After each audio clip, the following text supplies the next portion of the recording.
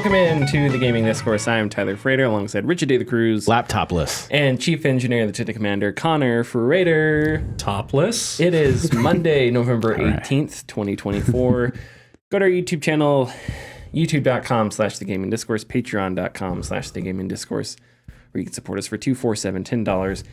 Get your name in the video credits, early access to our videos, access to our Discord server, and more. Hopefully a Metro Awakening review went Thursday, Friday, this week, definitely this week, probably Friday At some point. Yeah, but trying to get it up earlier. I'll say a little bit about it. Disappointed. It's okay, but it's not the Metro game that I had hoped for. But yeah, I'll talk more about it maybe next week, and then obviously I dive into more of it in the review. So yeah, go to our Patreon. I'll update the update this week will probably be about that. And then yeah, I've got something next week that our Patreon subscribers already know about, and you guys know about, and we'll keep that a secret unless you're part of our super special club. Okay, so yeah, we were gonna talk about dialectics on this episode, break into semiotics, specifically like from Marx to Foucault. But Connor brought up that old Jeffy released his Game of the Year nominees, and that just disrupted everything. Yeah, because this is definitely the biggest reveal of this century and probably the past few centuries. Connor, you had a hot take right off the bat. Yeah, Elden Ring's DLC is not a game. It shouldn't be on Game of the Year list. Okay, that's interesting. Richard, do you agree or disagree? Yeah, I agree. But I agree. I understand. I don't like it. Okay. Because in that instance, where was Wine and Blood? Where was Phantom Liberty? Yeah, and I think this is a new thing this year. Like, yeah, supposedly it's been a thing, I think, since like the last 2 or 3 years. Really? Yeah, that I think he said. I could be wrong on that, but it's hard to not make a connection that they're clearly favoring From Software. Yeah. And although I do think there are other games that could be on the list as well, the one also weird thing about Elden Ring, the DLC, is that even if you did want to play it, you would have to essentially complete the original game first and then find where the DLC is, because it's kind of like you can't just go to it. It's very like From Software way of delivering DLC. Right, exactly. Yeah. But, I am interested that Helldivers 2 isn't, if it's not Game of the Year, fine, but I noticed it didn't get very many nominations, which was interesting. Yeah, I didn't understand that either. I know I get the rest of them, Balatro, Astrobot, I do, Final Fantasy VII, and then Metaphor and Black Myth Wukong. Yeah, I don't see why Helldivers 2 isn't up there. At like a month after Helldivers release, I thought for sure, okay, this will be a Game of the Year contender, and I think it is. It's just weird that it's not nominated. I haven't played Balatro. It's really good. Everyone says it's really good, so it's not that I think that it shouldn't be up there. But I guess it's just weird because Game of the Year is one of those award categories that does have certain biases, because it has to be like the big expensive games, right? Every now and then you'll get a Balatro or you'll get a Celeste or something like that. But I feel like there's a small indie game every year that's as big as Celeste or Balatro. I don't know. I can't think of one off the top of my head, but I feel like if we go back and go year by year, we can find smaller games that are just as popular or whatever. Yes. So I don't know why it's like some years there is one, some years there isn't one. Yeah, and I don't remember like what their nomination process is or whatever, but yeah, and there's I think that's the three. I'll stress the word controversial because they're not controversial. It's just people are having discourse about them. There are Shadow of Erdtree for reasons we've talked about already. Balatro, as good as the game may be, I haven't played it, so I don't know. But of course, there are a large amount of people who just look at it and be like, "It's a card game. What do you like? Yeah, it's cards. Sure. That's stupid, Or poker. What does poker have to do?" Which I know it's not, but that's just a reductive stance they take. And then Black Myth Wukong. as good. You played a little bit. I haven't played it yet. Yeah, I mean, and I'm sure it always looks good when I see it. But there are some people asking, well, what is it compared to From Software stuff or anything that already has come out? Stellar Blade is another, like, what is it doing quite differently? I can tell you one others? thing it's doing that Shadow of the Erd Tree isn't. Not being woke? It's a standalone game. Oh, yes. Yeah. Yeah, it's its own thing. Yeah. I do. Yeah. I commend their, because I don't know. Here's the thing. And this is why I think it's better that a couple years ago I was like, okay, we're not going to do awards anymore. And that wasn't my decision. I think we all kind of came to that same conclusion. Because, I don't know, to me, if you're going to have awards, then you should take seriously the categories and the definitions of things. Yes. So if I were in charge of the Game Awards, I would say, Jeff, get rid of action adventure game. Get rid of all these categories that are meaningless, right? Like an action adventure game of the year, it's like Silent Hill 2 is in there, and it's just these. By that time, these genres are just so meshed that it's like, how do you even compare? At the Golden Joystick Awards last year, there was like best piece of hardware or whatever, and on there was headphones, the PSVR 2, like a controller, a laptop. Like it was like, what? How do you even compare these things? Like there's no discussion to be had. These like they're completely different forms of entertainment and media. It's like, what are we even discussing here? So if you're gonna hand out awards and people obviously care because people go up on that stage bawling because they're getting recognized for their achievements, and then you kick them off stage so that Gonzo can have a stand-up set. I feel like you should take seriously these categories and their definitions, and and maybe that means you're a little exclusionary. Maybe that means sorry, Shadow of the Erd Tree.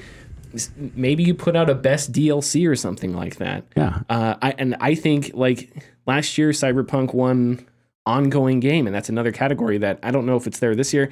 That's another category that I think is just meaningless because it's just like it's not on there.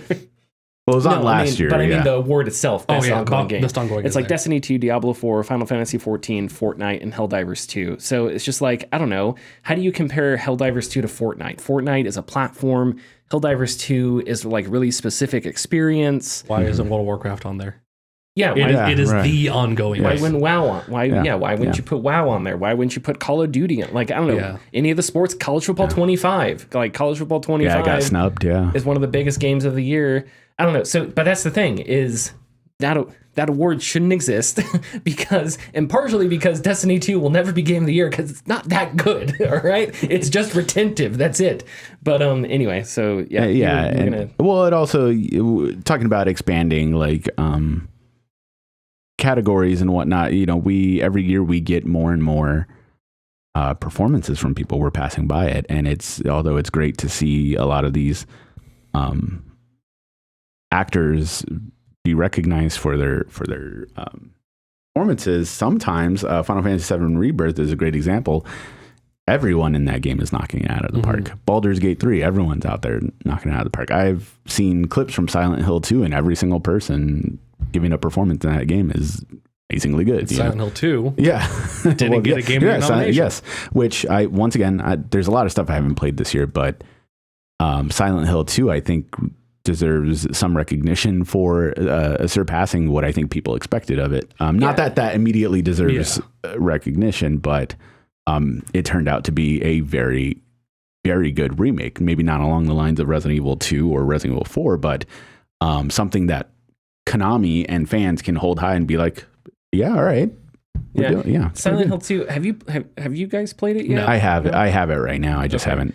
So it does something that I don't think any other remake I've played has done yet, where when you pass by, so in the Silent Hill 2 remake, you meet an enemy for the first time in a different way. It's a completely different way. In the first game, James walks into like a tunnel, and this one it's in a building. They're both creepy. I think they both work. But instead of getting rid of that tunnel where you meet an enemy for the first time in Silent Hill 2, what happens is you pass by it, and there's a little prompt for X. You press X. So when you press X next to it, the screen like bugs out for a second, and you hear a little like jing jing jing chime, right? And it's acknowledging like, hey, we know we're skipping this. Remember this? And those are littered throughout the game when they skip something. Like if there's a puzzle piece on the ground, part of a puzzle that they didn't implement, you click X on it and it does a jing jing thing, a little like ringtone thing. Yeah. just to acknowledge like how it's changing, which I thought was sort of a cool way to say, to acknowledge the things that they're skipping and altering. Maybe for fans that makes you less disappointed because you're like, oh, that's cool. You know, at least they kind of put the acknowledgement in there to say, hey, we remember this, but we're kind of passing by it. Yeah. Best independent game. And one that hasn't been getting a lot of attention is UFO 50. I started playing that. Is it? I've heard it's good. It's very unique and very cool because what they did, if you're not familiar with it, is they presented as if you have found a like old game. And a bunch of developers came together and created 50 different 8-bit full like video game experiences. And so you kind of just, you don't know what they are until you choose them. You could get a racing game, or you could get a very like, what's the phrase? I guess a very vague RPG experience. Like just got to walk around and figure it out myself. Like it doesn't tell you anything. It's just kind of like, not esoteric. I was thinking isometric too. I can't remember the word. I understand. Anyways, but yeah, but it was very unique, and I'm surprised it wasn't getting more more attention. Yeah. I think most anticipated game, again, that's another category Garbage that I category. hate. That's a category that I just Which game has the most hype coming up? fucking hate. Yeah. It's so It's like there's literally no competition here when I look at it. It's a social media category. Yeah, of course it is. Yeah, and that's the thing. It's like as soon as you let as we've now learned with democracy itself, as soon as you start letting people select things, you're just, I mean, you might as well just give civilization up at that point. So yeah, I don't know. I'm not totally I don't know. Part of me isn't like super angry because you kind of just accept it. It's like I don't know what, like obviously I would like a serious game awards show where they're really rigid about the categories and stuff like that. But that's not the Game Awards. Yeah. And I think a lot of people want it to be because it's fun to discuss it and stuff like that. But it's just not. And yeah, why not put Half-Life 2 in Best Ongoing Game? Just got the Steam workshopped this week. And I'm sorry, but Half-Life 2 is definitely fucking better than all the other games in Best Ongoing Game. No, yeah, so I don't know. Can you go back up to the... Oh, so that's what I was going to say. Black Myth Wukong is... it's fine. I think it reminds me of like an old school Dark Souls. It does look very good, but a lot of the environments I don't think are all that interesting.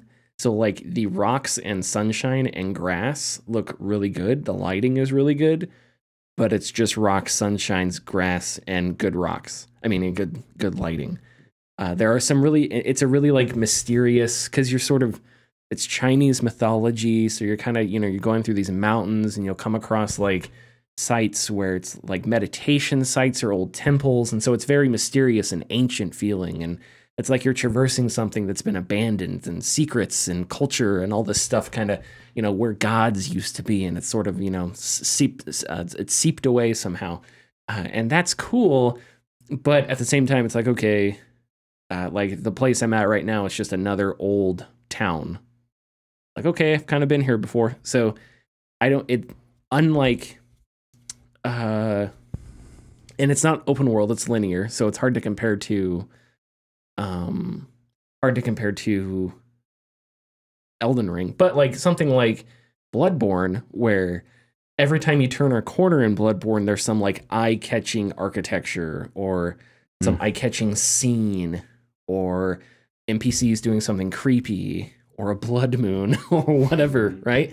That there's a little bit of that in Black Myth, but it's mostly just it looks really good. It kind of feels like the Unreal 5 tech demo, where there's just a lot of really good looking rocks. And even then, I come across low res rocks all the time. I think they may have struggled with finishing certain aspects of the game. It definitely feels like more than any other game I think I've ever played, I will think I see a path or think I see a rock that I can jump on, and there's an invisible wall there. So I don't know if like they were designing the linear structure and they put up a bunch of branches, and then they're running out of time, so they just put a rock's invisible wall just to get rid of it or whatever. I don't know. But yeah, and I'm not the only person that's has experienced that, where it's like you think you found another area to go, and it's just, oh, that's an invisible wall. That's not that big of a deal, but it does kind of make it awkward when it happens to you a 10th time or something like that. And also I don't know, the combat I think is good. It's definitely difficult and all that, but I think I don't know, I am 7 hours in and I have fought more than a boss an hour. And 2 of those bosses were hard as hell. Other than that, the other bosses, I died a couple times and I eventually got them. But I just fought the hardest boss, this big tiger guy. It was actually pretty badass and a cool fight. Happens in a pool of blood. But he was really difficult. And there's another boss that's like half man, half snake. And he's really intense. Those 2 are probably the most difficult bosses I have faced. And other than that, there's been a couple bosses that, well, one try and I took them out. A couple bosses where it's like I needed a couple tries and I killed them, whatever. But it feels like the game prioritizes the bosses. Like that's what you're going for. That's the important thing in the game, is getting to all these freaking boss fights. And that's fine, but I think Elden Ring's best moments and Bloodborne's best moments are, like in Elden Ring, I'll never forget exploring Stormvale Castle. Like you get to that castle and you go in, and it's like this old, abandoned, decrepit castle, and you're going in, you got the knights around every corner, and then you go outside and there's like the catwalk on the edge of the castle, and it's all, that whole exploration was just so awesome. And the satisfaction of finding your shortcuts, finding bonfires and all that. There's not as much of that in Black Myth. It doesn't feel like it kind of feels a little more old school, a little more linear. You don't have the same satisfying level design where you find the shortcuts and whatnot.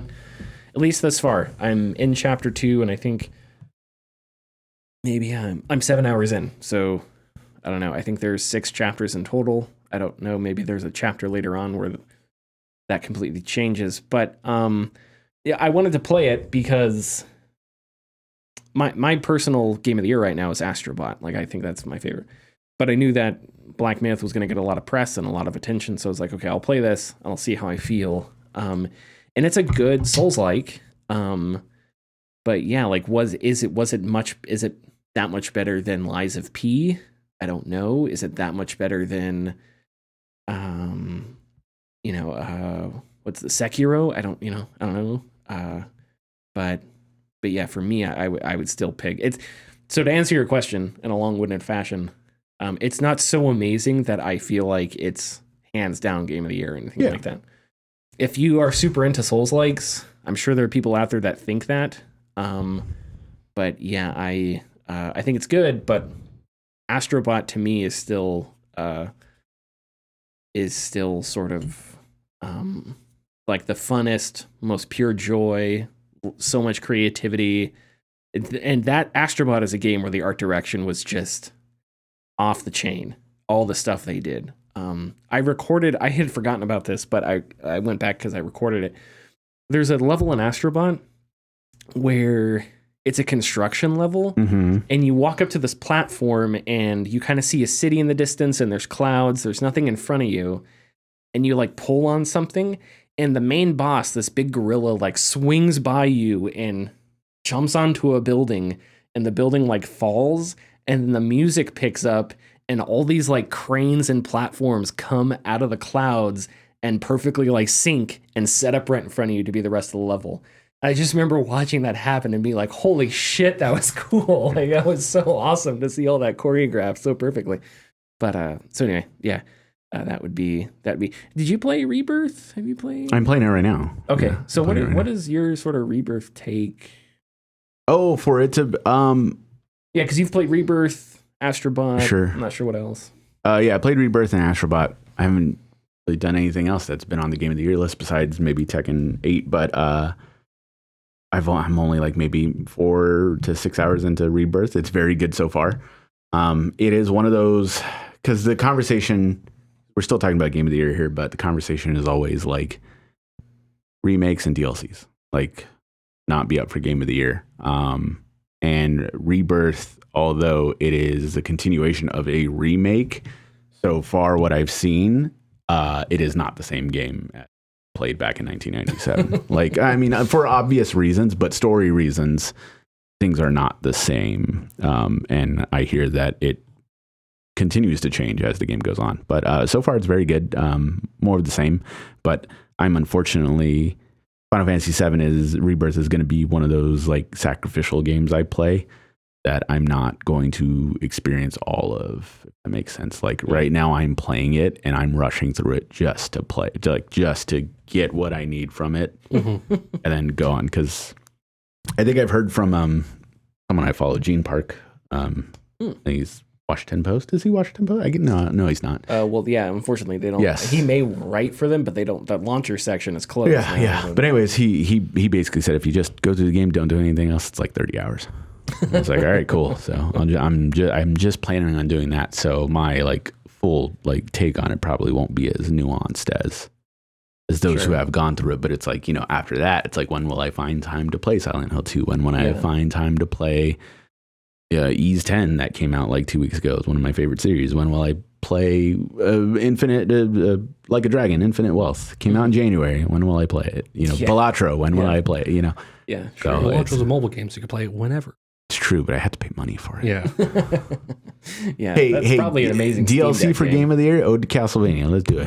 There we go. There we go. Yeah, I would tend to. I don't know if we were gonna. Genshin should be on the list. Well, that is ongoing game, sir. But it's ongoing game. It's DLC. It's not DLC because it's just updates. Okay. Oh, fair. See now we're doing semantics. Oh boy. We are doing semantics, yeah. But it's new content for the game. It is a continuing story. And I don't know. Because that is also Final Fantasy 14. That's also part of that too. Like, is the same thing because you get the stories updates. I was going to make a point. I forgot now. So if we were making our own list, I think I would agree with you guys that like expansion packs, no. You can have an expansion pack of the year. DLC. Yeah, DLC of the year. Sure, like absolutely. I think that makes sense. 100%. It would still win. Yep. Because then it'd still win. Yeah. Because then you can add in, I don't know, if next year Helldivers 2 releases some big the new enemy, right? Helldivers 2 next year, they release the Protoss, whatever they're called. Whatever yeah. The Illuminate. the Protoss. I'm just kidding. The not Protoss. Yeah. And it's a big update. But it's like, in total, the content, it's going to take you 10 hours to see everything, right? And let's say, for whatever reason, Cyberpunk gets another huge DLC next year. Let's just say that, right? And it's incredible, blows everybody's minds.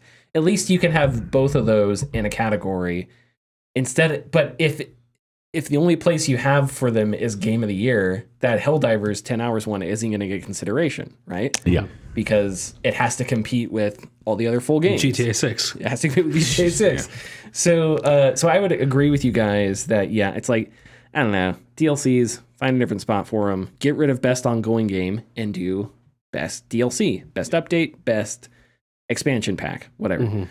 Call it expansion pack, because then you can influence the vernacular of the industry and industry trends. That's what you should do, Jeff.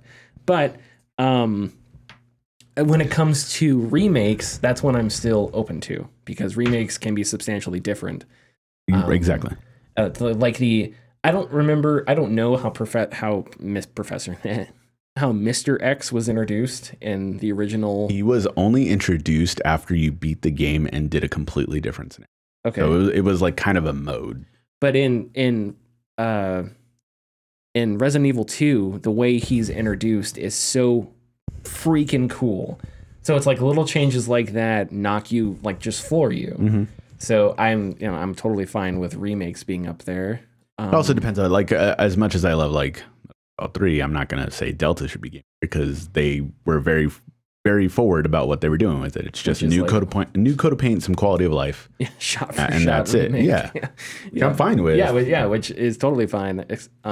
But if you did again Final Fantasy VII Rebirth, a game from 1997, reimagine these things.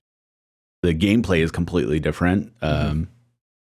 Fix some plot points, whatever. Yeah, sure. And I've heard that it sort of makes fun of, it's like sort of, there's a lot of like meta jokes where it's making fun of itself and stuff like that. Oh, I think so. Yes. Yeah. I don't know. So I know that. I hear by the end of the game you realize that supposedly it's not a remake, it's a sequel. Oh yeah, like the because they did because Silent Hill 2 is the same way technically from what I heard.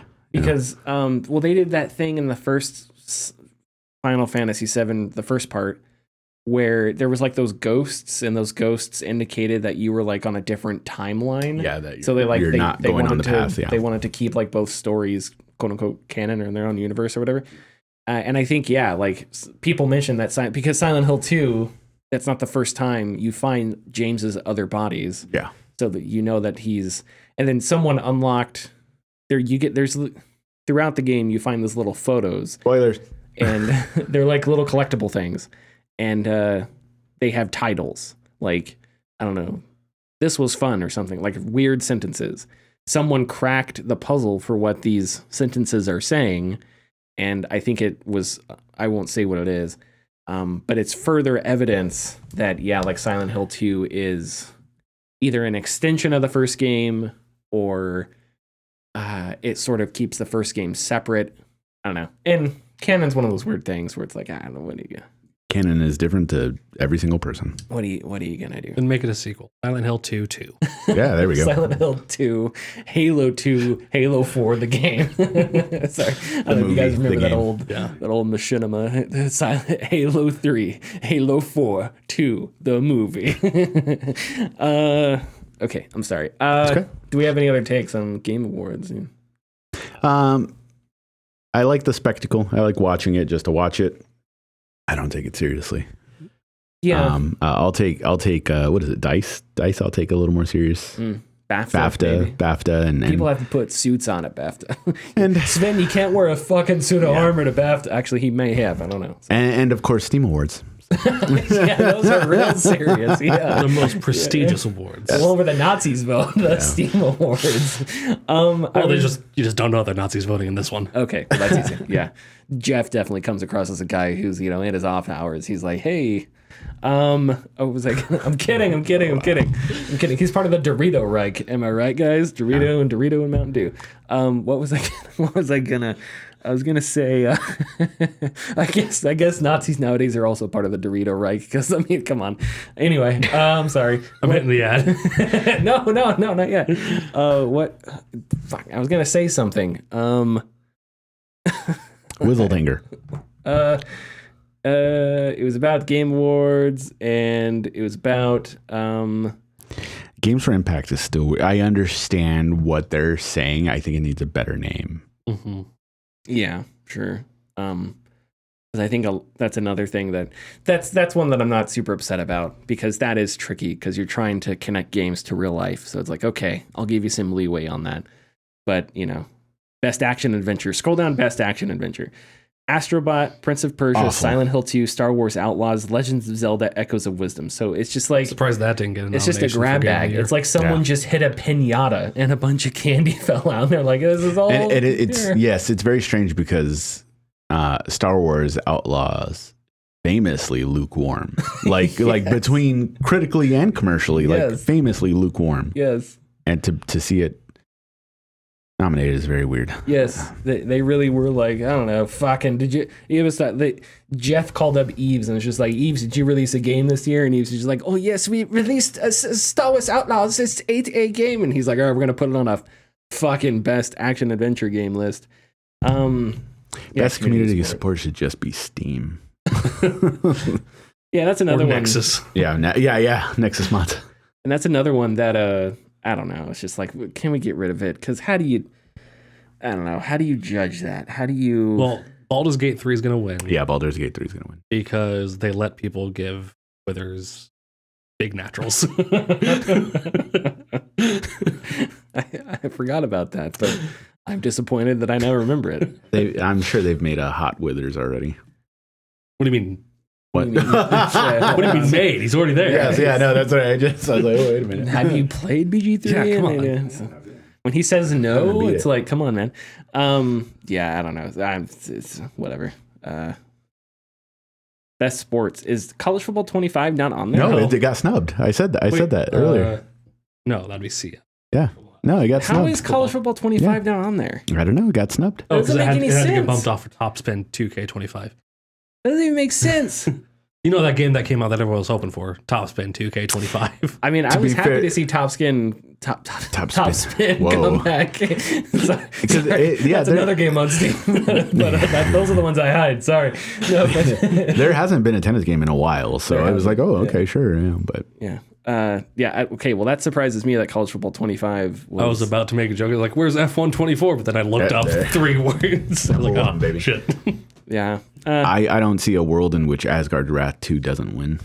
Yeah, I haven't. Yeah. I still haven't played it. The only one on there that I have played is Metro Awakening, and that won't win. It shouldn't win. So, Metal Hellsinger VR, Batman: Arkham Shadow, Asgard's Wrath 2, and I hear Arkham Shadow is pretty solid. Yeah, but when Asgard's Wrath 2 came out, it was just I was taken back by how many 10s it was getting. Yeah, and that's another game that is, I think, the VR market has been hurt by meta exclusivity. Yeah. It has, yes. And I think if Asgard's Wrath 2 is on Steam and it has banner ads and stuff like that, the story is different, the marketing is different.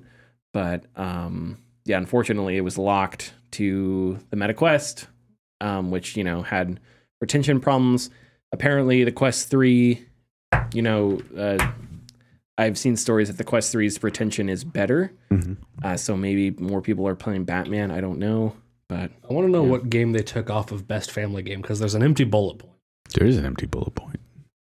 it was Top Skin. 2K. 2K20. Oh, it's that kind of game. I mean, according to the tags on Steam, it is. Astrobot. Yeah. I will say this before we hit the ad. There is a toxic part of me, because I do find portions of this hilarious. Whatever happens, I don't want Black Myth to win because there is a toxic part of me that, like, Obi-Wan Kenobi and Jean-Luc Picard are very disappointed in, that the most annoying fan base should just lose, and they're probably up there. I don't know. Souls-like should just lose automatically just to make people angry, but whatever. You remember when Death Stranding was up there for Game of the Year? I don't think it had any other award nominations except and Jeffy's personal. Oh, sure, yeah, his personal pick, yeah, personal pick, Death Stranding. Wonder if Death Stranding 2 is gonna be up there next year. Well, I mean, it's on most anticipated. Yeah, and it's definitely more anticipated than GTA 6. Okay, we ready to? Wait, hold on. Did I see Multiverses? Yes, you did. What? Yeah, best fighting game. So that's okay, but there's 5. So there was only 5 fighting games released this year. I'm pretty certain there was not. Rivals of Aether 2 isn't on there. And then there's another one that should be on there that isn't. I can't remember which one it is, though. So Multiverses bump the Marvel vs. Capcom Fighting Collection. Yeah. That's just old games put into one game, sold new again. I would take that over Multiverses. Multiverses is soulless. Multiverses is one of the worst things I've ever laid my eyes on. And that includes Top Skin 2K25. I mean, Thanks for listening. If you like our content, please consider subscribing or leaving a like and comment. You can find us at patreon.com/thegamingdiscourse. And our tiers are $2, $4, $7, and $10 and include getting your name in the video credits, early access, and access to our Discord server. Okay, so Valve released a documentary about Half-Life 2. It was really interesting. I kind of wanted to have a discussion about, because this is also Half-Life 2's 20th anniversary. It's insane to think that those Half-Life 2 and Halo 2 came out right around the same time. I didn't even think about that till the other day. And World of Warcraft came out 20 years ago. So, did it? Was it 2004? World of Warcraft 2. Or what? Yeah, sorry, not World of Warcraft 2. Like World of Warcraft. Oh, yeah, I guess it was 04. I think it was. World of Warcraft 2. Like, yeah, sorry. I thought I said Warcraft at the beginning. Yeah, I think it came out 2004, right? Yeah. Well, 23rd. Yeah, so 2004 is the end of this week. Is a sleeper. Next week. For... No, the end of this week. It's going to be Saturday. It'll be its 20th anniversary. Yeah. And yeah, so this year's like sleeper for and biggest... it's not an ongoing game. Yeah, apparently it's not an ongoing game, even though they've done a bunch of stuff. But anyway, so I kind of want to have freewheeling discussion about what our opinions, thoughts, Half-Life 2, retrospective, whatever. But real quick, I'll go through some of the stuff in the documentary. Some stuff that was unsurprising. The crunch on Half-Life 2 was really bad. Not surprising. Gabe Newell, this is unrelated to Half-Life 2, survived a shark attack at one point in his life. I don't think he was actually bitten, but he said a shark came after him and he didn't know what to do. And he was explaining how he responds to risk in his life. And sometimes he just kind of takes it on and like doesn't worry. He wasn't saying that to make himself look cool. He was just like, sometimes I just freeze up, or something like that. And he talked about I was snorkeling out in blah blah blah, and yeah, shark came up to me. He said it anyway. Really funny, really weird. I made the joke yesterday that the shark, as he was getting away, started yelling that if he releases Half-Life 3, he'll come find him, which is why we haven't had Half-Life 3. Right, exactly. Yeah. Valve was running low on cash during Half-Life 2's development as the company was in the middle of a lawsuit with Vivendi, which I knew a little bit about, but I did not realize how at one point Vivendi was a real, like, they were throwing punches at one point in the industry. Back in and then I guess all the way up to when they attempted their hostile takeover of Ubisoft. Ubisoft, yeah. But it's also funny because it seems like, have they ever won anything? I don't know. I don't think so. It seems like they've come out swinging and they've just been punched in the face a bunch of times. But whatever, good for Vivendi. On Half-Life 3, they did talk about it toward the end of the documentary.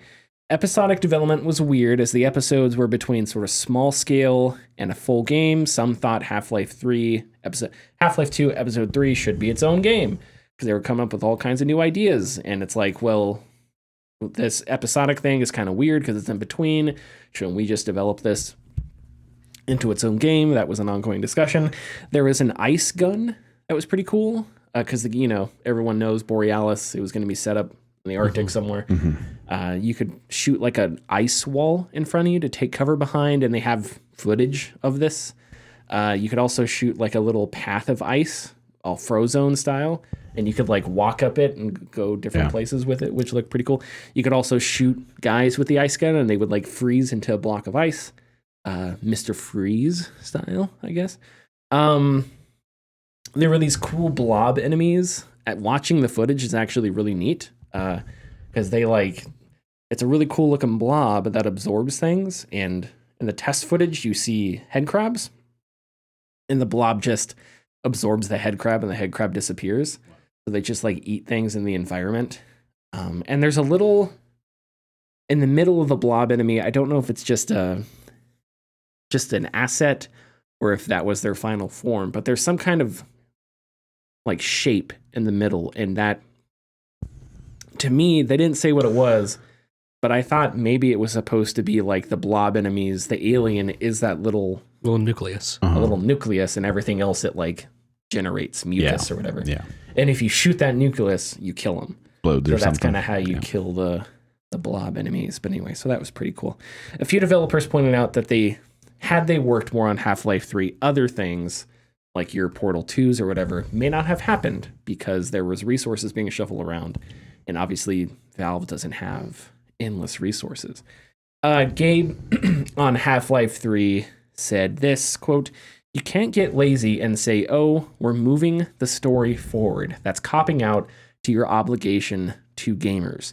Yes, of course they love the story. They love many, many aspects of it. But sort of saying that your reason to do it is because people want to know what happens next. We could have shipped it. Like it wouldn't have been that hard. The failure was, my personal failure was being stumped. Like I couldn't figure out why doing episode 3 was pushing anything forward." Okay, so Half-Life 2, Half-Life 3. Go ahead. Dance. How much of a difference do you think it would have made if like Half-Life... Sorry, I don't know why I'm tripping. Because it sounded good in my head, and now that I'm verbalizing it, it's like, this is stupid. How much more receptive do you think... people were already receptive episode 1 and 2. If it was just one, think it would have had more effect. Because I don't remember the end. I sure as hell remember the ending of episode 2, but I don't remember the ending of episode 1 really. It was a cliffhanger, obviously. Yeah, the ending of episode 2. I think that's part of the issue is that they had all these big ideas, and it wasn't just the story. It was also like, because everyone talks about Half-Life 2. It wasn't just a really good game. There was also the whole physics engine and facial animations and all that. So it was technically innovative as well as being just a really good game. So those were sort of the two halves of Half-Life 2. And it's like, okay, well, with Half-Life 3, they got to a point where it was like a threshold that it was either going to be full steam ahead on this thing or go do other things. And there was multiple reasons why they didn't. They talked about fatigue, like we'd been making Half-Life since 1997 or whatever at that point. So it's like, and at that point in Valve's history, you have a bunch of series that are just starting, like Left 4 Dead, like Portal, right? TF2 still really popular. So they have like other projects that they sort of could shift resources to.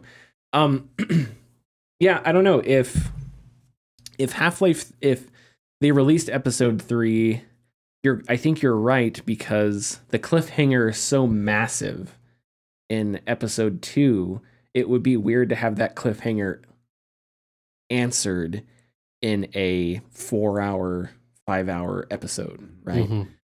It feels like that cliffhanger you have to answer in a whole new chapter, a whole new game. Which would be like 3, just literally Half-Life 3. But that is also like the double-edged sword that Gabe is talking about, because like, man, I know he loves to, not just him, but I think most people at Valve want to make the best version of a game that they can make, and they also want to be very innovative. But there are, I think, a large majority of people, when you talk about Half-Life, when we talk about Half-Life 2, we always appreciate what it did, its innovations with like its gameplay and all that jazz. Mm-hmm. But whenever I go online and talk about people or, see people talking about Half-Life, it's always the story. Mm-hmm. And so, yeah, people do want you to continue the story, but you'd end up risking having a God of War Ragnarok situation to where you then get criticized for not doing anything different.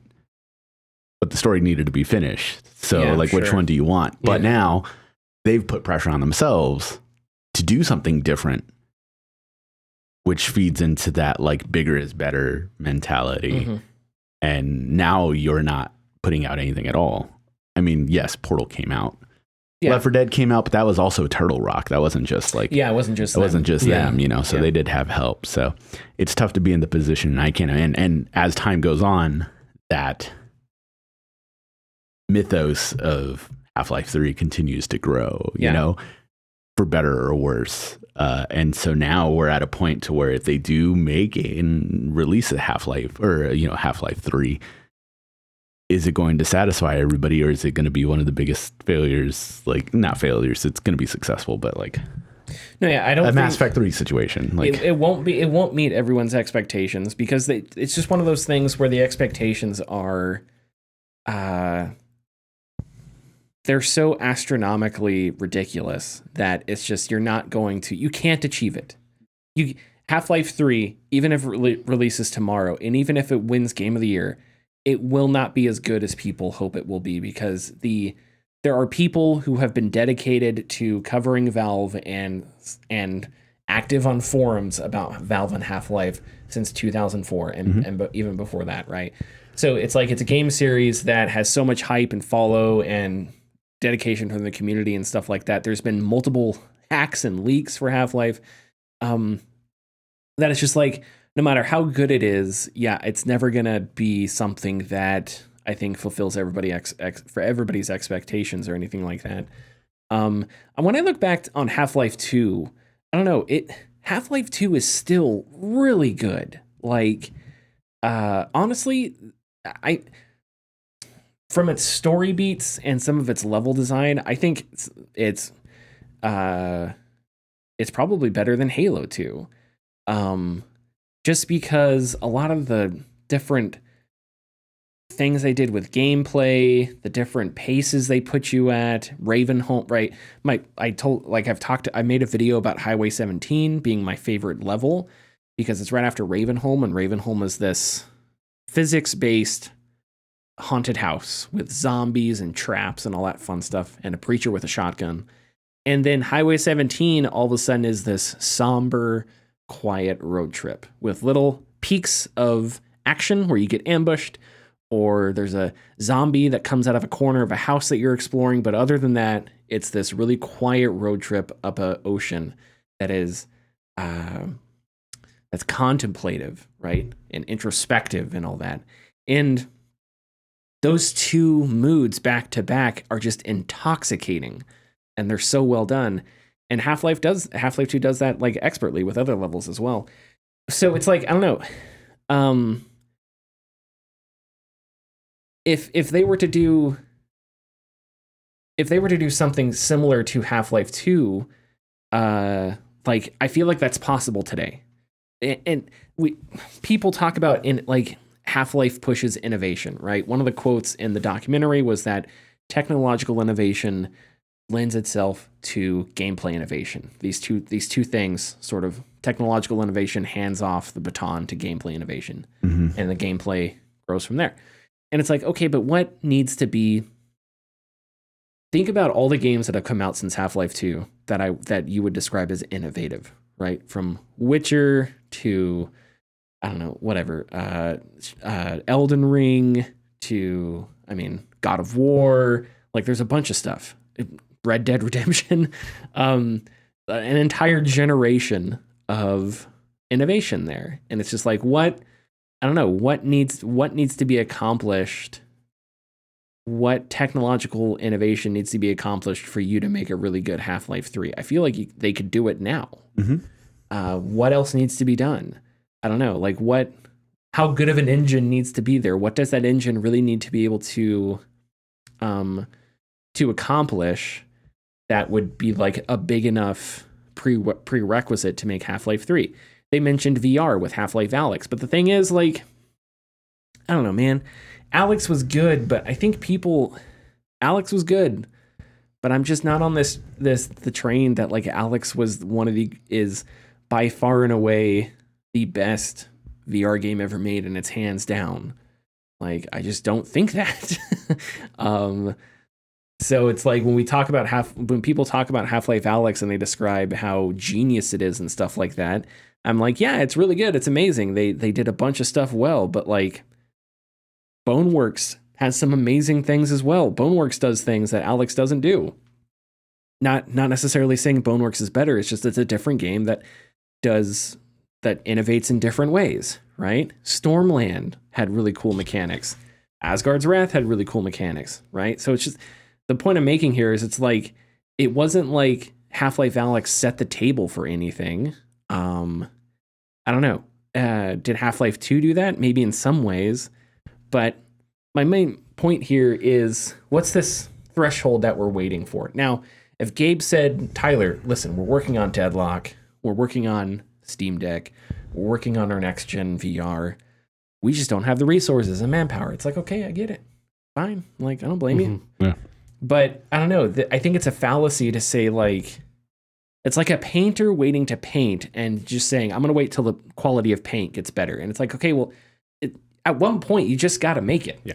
You know, it's kind of like Mark Dare talking about completion urgency. It's like, yeah, you could work 10 years on a game, but the budget's going to be crazy and you're never going to be able to make that money back. So at some point, you just got to finish the thing. Yeah. You just got to ship it. So it's like at some point, you just got to get to work on it if you want to make it. Whatever technological innovation you're waiting for, it's just like, I don't know. I feel like creativity will always supersede that, right? I feel like the human mind and creativity and art, I don't know, maybe people would disagree with me on this. Those things are more important than just hard technological innovation. There are still incredible novels released today, and books are printed in different ways. Sure, but the idea of writing words on a piece of paper that other people can read is basically the same thing it's been since Martin Luther slapped rules, slapped his 99 Theses up on a church somewhere in Germany, right? So it's just like, I don't know. If some author were waiting around to write his next book because he needs some technological innovation to come there, it's just like, you got to, I don't know. To me, it's just you're kicking the can down the road, waiting for a future that you haven't defined that may not exist. So, yeah, Connor, you look like. So I wanted to address the expectations and hype. It's been a literal generation. Yes. I think at this point we have the knowledge of having played it when it came and the hype. There's an entire generation of people who play games now that didn't experience.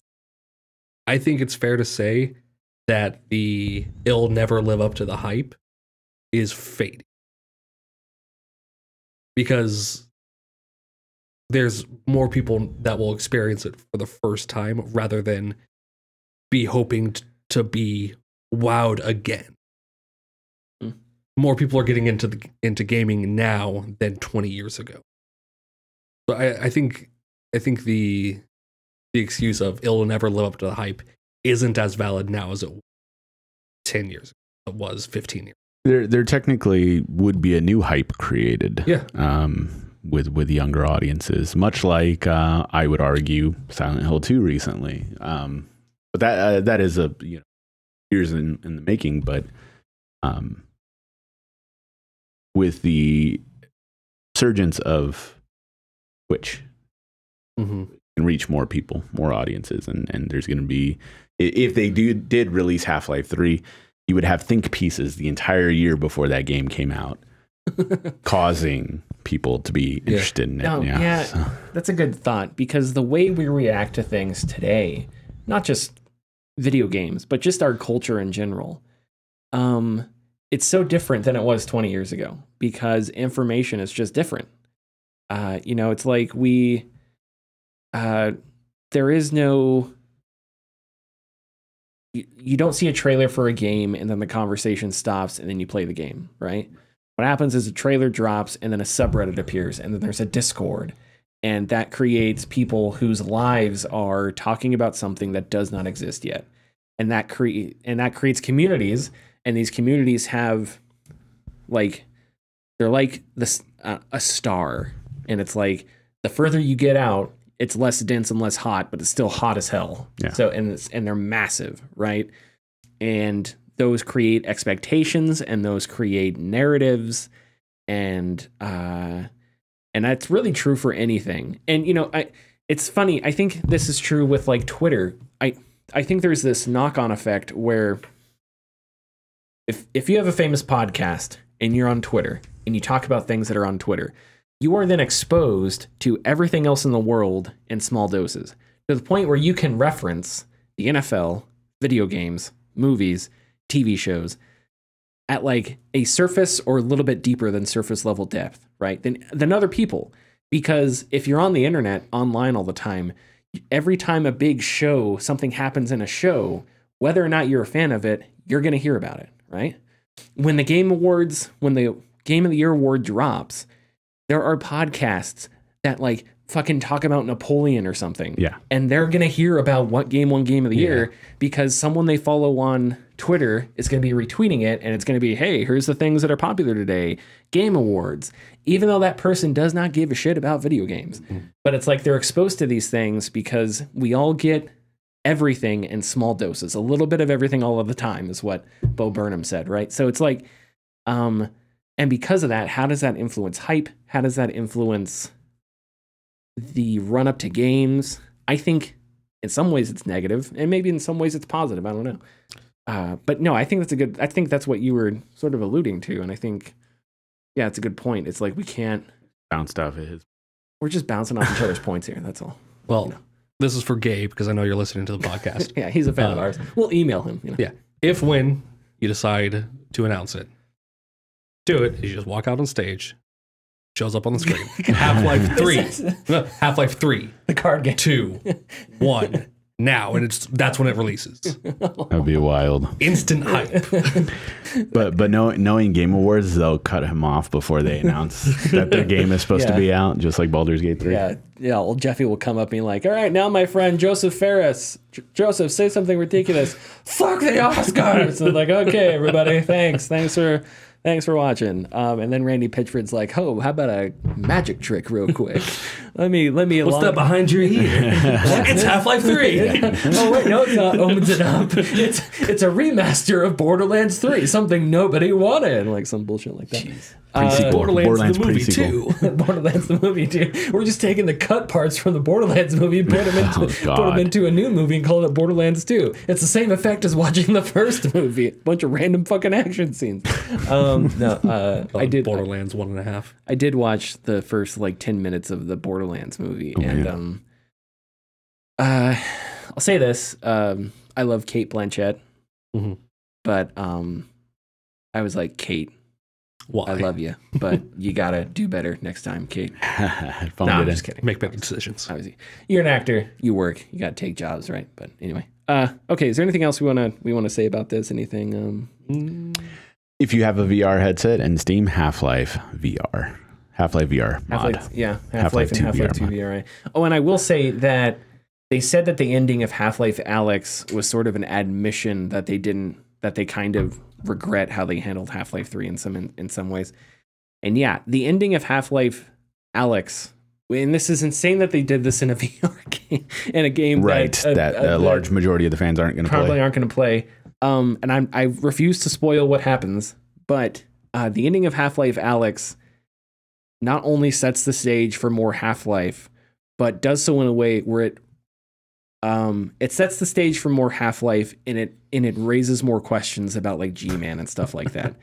And that's another thing. It's like the G-Man mystery is so grand and so out there and so weird that no answer will ever be satisfying. Right. You could get every one of the best screenwriters, sci-fi novelists, horror novelists in the world, put them in a room and let them brainstorm for a year, and they would not come up with a better answer than what our minds are trying to figure out with G-Man. And that's another problem with the Half-Life series, is like it asks questions and has mysteries whose answers will not be satisfying. So did they say that in the documentary too, that G-Man is kind of just like they made him because they just needed to use the asset?